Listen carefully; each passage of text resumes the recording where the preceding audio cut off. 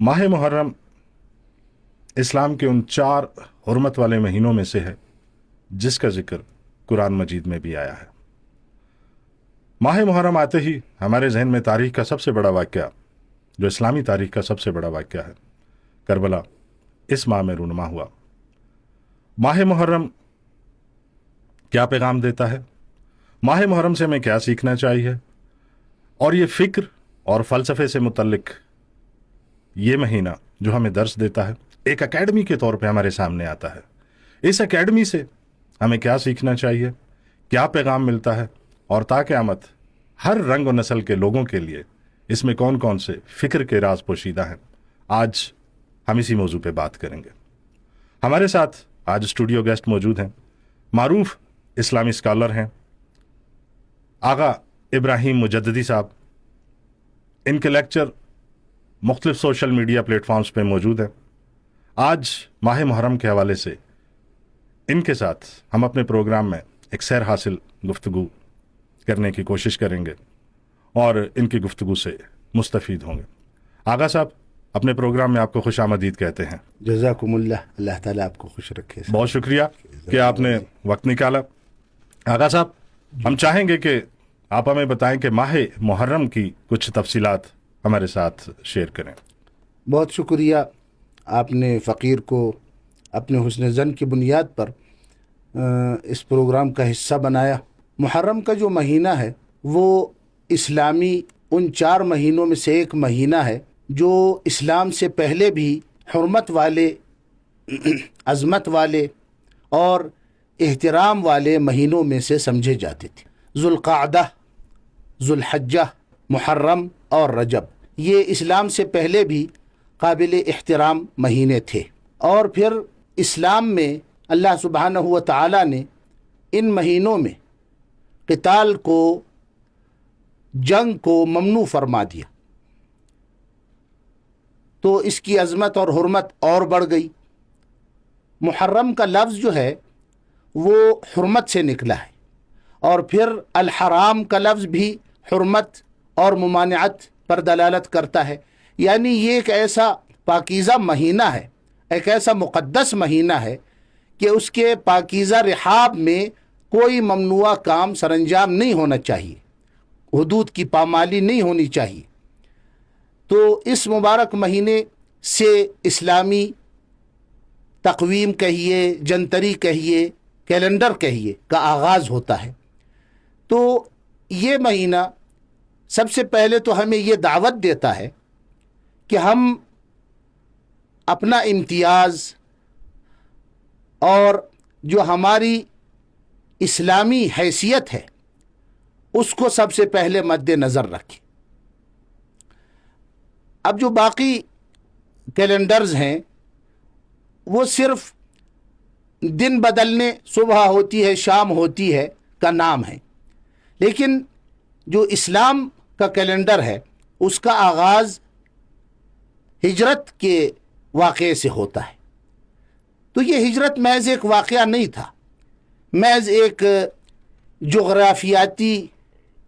जोग्राफियाई हरकत नहीं थी जो की गई एक इलाके से दूसरे इलाके की तरफ, बल्कि ये एक दीन की बुनियाद रखने के लिए, एक मिल्लत को इस्तेहकाम देने के लिए और एक कमज़ोर कौम को ताकतवर और ज़ोरावर बनाने के लिए, लोगों में फ़िक्री हुर्रियत पैदा करने के लिए ये इक़दाम किया गया था हुज़ूर करीम सल्लल्लाहु अलैहि वसल्लम की तरफ से।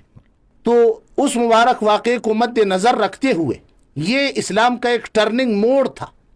इसीलिए इस्लाम के कैलेंडर का आगाज़ सैयदना उमर रज़ियल्लाहु अन्हु के असर में सब ने गौर व खौज़ के बाद हिजरत को इस्लामी तक़वीम के आगाज़ का साल करार दिया, और फिर मुहर्रम उसका पहला महीना है। तो मुहर्रम जो है वो मुख्तलिफ़ चीज़ें मुहर्रम से हमारे जहन में आती हैं। इस्लाम से पहले उसकी हुर्मत, बल्कि इस्लाम से पहले जो बाकी अदियान गुज़रे हैं उसमें भी दौर जाहिलियत से पहले باقی ادیان میں بھی بنی اسرائیل کے ادیان ہوں یا اول یوم سے جو حضرت آدم علی نبینا علیہ الصلاۃ والسلام کے دور سے پھر حضور کے دور تک، یعنی بڑے عظیم عظیم واقعات اسی محرم کے مہینے میں روپذیر ہوئے ہیں۔ صحیح حدیثوں میں جس چیز کا ذکر سب سے زیادہ نمایاں ملتا ہے وہ واقعہ ہے حضرت سیدنا موسیٰ علی نبینا علیہ الصلاۃ والسلام کی نجات کا، کہ جب فرعون غرق ہوا اس مہینے کی 10ویں تاریخ کو، جسے عاشوراء کہتے ہیں، فرعون اور اس کا ظالمانہ لشکر، اس کے سفاک سپاہی جب اس دن غرق ہوئے اور حضرت موسیٰ کو اللہ سبحانہ و تعالیٰ نے نجات دی، تو اس دن کی اہمیت اسلام سے پہلے بھی تھی، بنی اسرائیل بھی اس کا روزہ رکھتے تھے، بلکہ حضرت عائشہ رضی اللہ عنہا فرماتی ہیں کہ قریش دور جاہلیت میں اس کا روزہ رکھا کرتے تھے، حضور کریم صلی اللہ علیہ وسلم خود مکے میں یہ روزہ رکھتے تھے، لیکن مدینہ منورہ آنے کے بعد پھر آپ نے اس کا حکم دے دیا، اور اس دور میں جب رمضان شریف کے روزے فرض ہوئے تھے، اس سے پہلے جب رمضان شریف کے روزے فرض ہوئے، اسی دوران میں آپ نے اس روزے رکھنے کا بھی حکم دیا 10ویں محرم کا۔ پھر بعد میں آپ نے کہا کہ اگر اگلے سال میری زندگی رہی تو پھر میں 9ویں کا روزہ بھی ساتھ ملا دوں گا۔ تو اب اس کا پہلا حکم تو یہ ہے کہ آدمی جو ہے 10ویں کا روزہ رکھے تو ساتھ میں 9ویں کا یا 11ویں کا روزہ ملا لے۔ تو یہ ایک اہمیت جو ہے اجاگر کرنے کے لیے اس کو ایک مخصوص عبادت سے بھی نوازا گیا ہے۔ اور پھر جو 10ویں محرم ہے اس میں ایک حدیث، شاندار حدیث موجود ہے کہ اس دن آپ کو خاص طور پر اپنے عیال جو ہے، اپنے جو بچے ہیں، اپنے جو گھر والے ہیں، ان پر وسعت کرنی چاہیے رزق و روزی اور کھانے پینے کے لحاظ سے۔ تو سارے سال اللہ سبحانہ و تعالی آپ کے رزق میں اور آپ کے عیال کے کھانے پینے میں وسعت عطا فرما دیتا ہے۔ تو دیکھیے واقع کربلا جو ہے اس کی تو ایک اہمیت اتنی اجاگر ہو چکی ہے کہ عیان راچی بیان۔ اس سے پہلے بھی اس مبارک مہینے کی حیثیت اور خاص پھر عاشورہ کی حیثیت قرآن و حدیث میں بہت زیادہ نمایاں طور پہ موجود ہے۔ جی اچھا، جب ماہ محرم کا ذکر آتا ہے تو ہم دیکھتے ہیں کہ جو ایک تاریخی واقعہ ہے کربلا، جی ہمارے ذہن میں فوراً وہ واقعہ آ جاتا ہے۔ کربلا کا پیغام کیا ہے؟ حق پہ ڈٹ جانا ایک بہت بڑا فلسفہ ہے، اس متعلق ذرا روشنی ڈالیے گا۔ اس میں کوئی شک نہیں کہ انسان جو ہے وہ ٹریجڈی کو بہت زیادہ یاد رکھتا ہے۔ جو غم اور جو صدمہ ہوتا ہے وہ انسان کے ذہن میں بہت زیادہ دیر تک متاثر کن رہتا ہے۔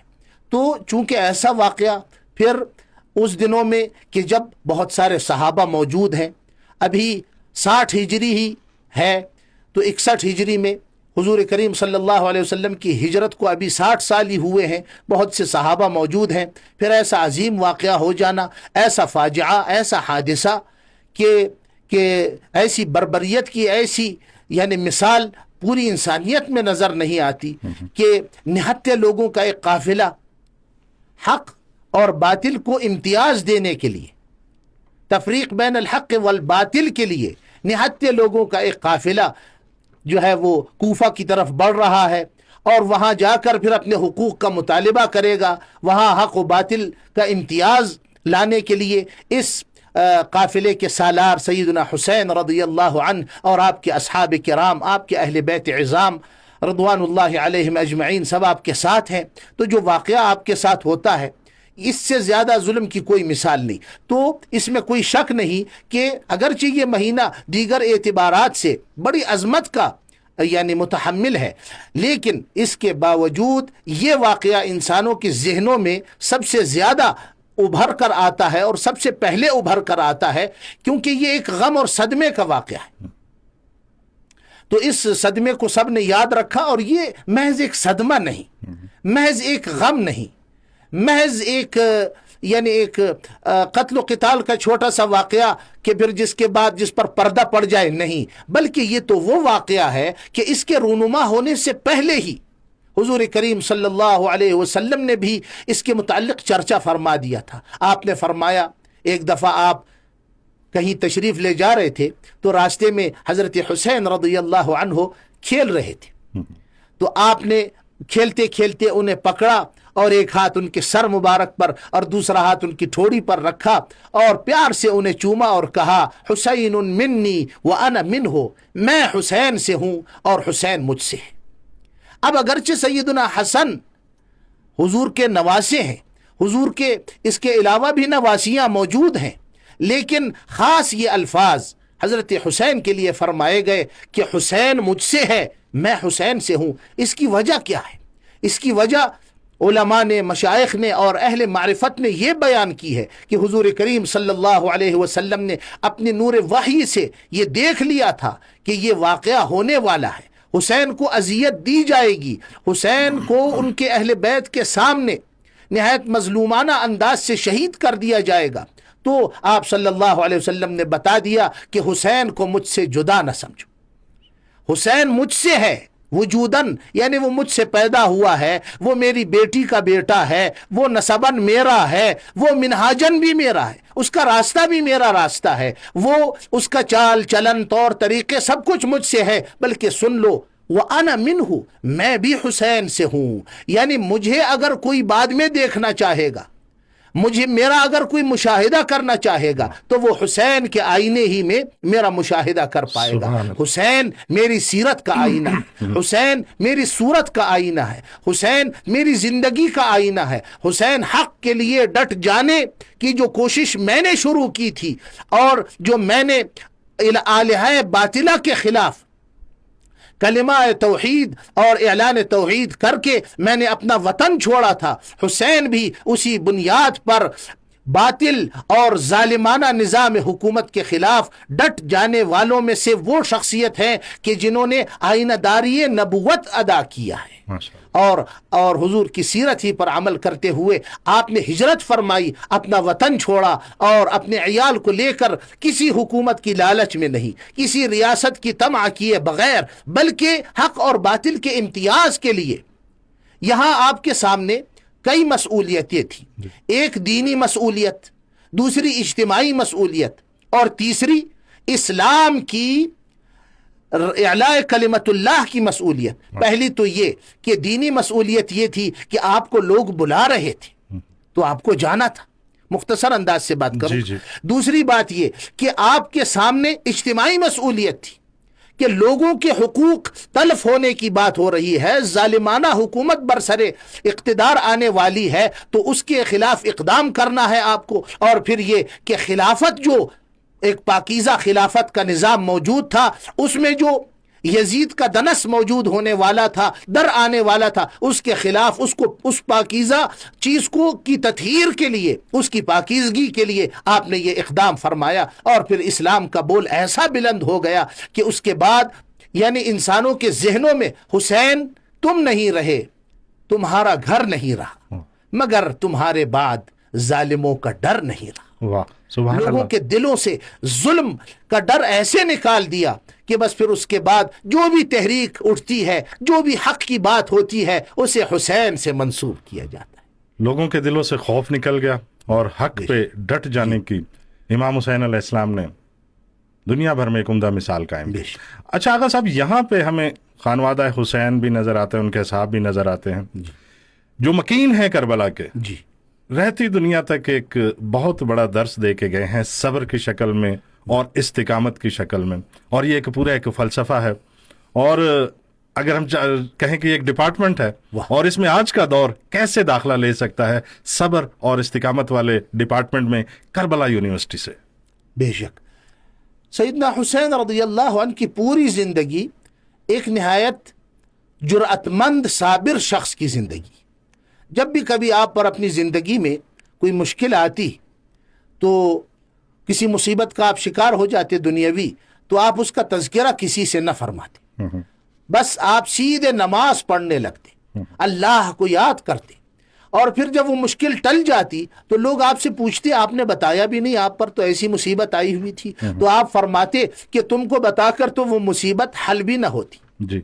تم کو بتانے سے اس مشکل کا کوئی حل نہ نکلتا، تو میں نے وہ مصیبت اسی کو بتا دی جس نے اس کے حل کا بندوبست فرمانا تھا، مسبب الاسباب کے سامنے۔ حسین کی رضی اللہ عنہ ساری زندگی صبر و استقامت کی زندگی ہے، جرأت کی زندگی ہے۔ اگر ہم آپ کی زندگی کا مطالعہ کریں تو آپ نے امیروں کے سامنے، عمال کے سامنے، وزراء کے سامنے، بیرونی آنے والے وفدوں کے سامنے جس غیرت کے ساتھ اور جس بطالت کے ساتھ اپنا پیغام رکھا ہوتا ہے اس کو کتابوں نے ذکر کیا ہے۔ تو پھر یہی استقامت والی زندگی آپ کو، یہی صبر و استقلال والی زندگی، یہی حریت والی زندگی آپ کو کربلا کے میدان میں پہنچاتی ہے۔ ماشاءاللہ۔ تو وہاں جو تاریخ آپ نے رقم فرما دی، بلکہ مہر تصدیق ہی اپنی جرأت و استقلال پر، اپنی حریت پر ثبت کر دی کہ جو میری زندگی تھی اس کی ابتدا بھی صبر و استقلال سے تھی، اس کی انتہا بھی اسی طرح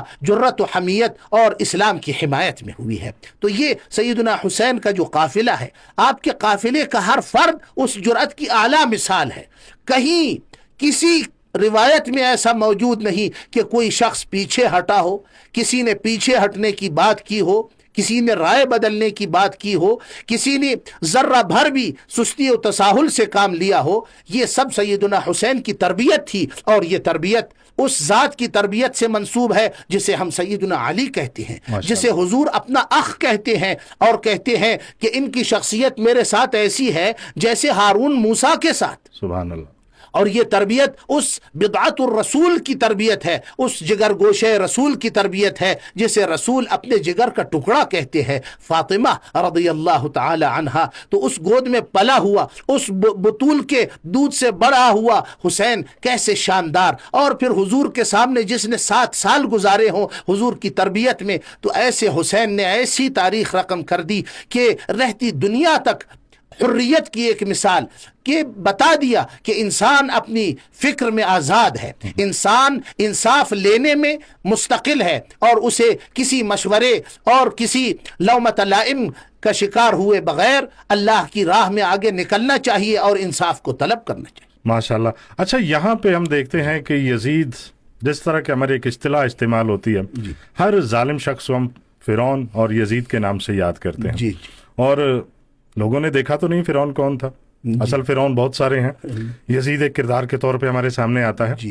تو آج ہم سمجھتے ہیں کہ آج کے ہمارے معاشرے میں مادہ پرستی ہے، ظلم و بربریت ہے، جگہ جگہ پہ ہمیں بہت سارے گلے شکوے امت مسلمہ کرتی ہوئی نظر آتی ہے۔ آج کا یزید، آج کا فرعون کیا ایک سسٹم بھی ہے، کیا ایک نظام بھی ہے، یا ایک جسمانی حالت میں یزید کہیں نہ کہیں موجود ہے؟ بالکل واضح بات ہے کہ عربی کا ایک مشہور محاورہ ہے کہ لکل فرعون موسیٰ، ہر فرعون کے لیے ایک موسیٰ ہوتا ہے، مطلب ہر ظالم کے لیے ایک انصاف طلب کرنے والا اور ایک غیرت مند شخص موجود ہوتا ہے جو کہ اس ظالم کے دانت کھٹے کر کے اس سے انصاف چھین لینے کی طاقت رکھتا ہے۔ اسی طرح یزید اور حسین یہ ایک ایسا استعارہ بن چکا ہے کہ اس استعارے کو صرف اہل اسلام ہی نہیں بلکہ انگریزوں نے بھی دنیا کے دیگر شاعرانہ زبانوں میں بھی اس کو استعمال کیا گیا ہے۔